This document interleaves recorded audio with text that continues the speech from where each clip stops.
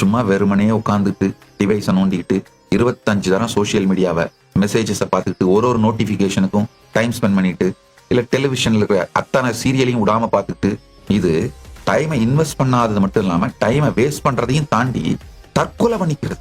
இந்த டைமை வேஸ்ட் பண்றதுல கூட உங்கள் வாழ்க்கையை அழிக்கக்கூடிய கருத்துக்களை உள்வாங்கினீர்களானால் சொந்த காசுல சூனியம் வச்சுக்கிறதுன்னு சொல்லுங்களேன். பணம் கொடுத்து விஷம் வாங்கி குடிக்கிறது, குடிச்சா பசி அடங்குன்னு கற்பனையில வேற இருக்கிறது. இதை நிறுத்துங்கள். ஒவ்வொரு மணி நேரமும் பிஸியா இருக்கிறது முக்கியம் இல்ல, ப்ரொடக்டிவா இருக்கீங்களான்னு பாருங்க. உங்களுடைய வாழ்க்கையின் குறிக்கோளை நோக்கி செல்றீங்களா பாருங்க. மெயினா நம்ம எல்லாருக்குமே 3 ஆக்டிவிட்டி தாங்க.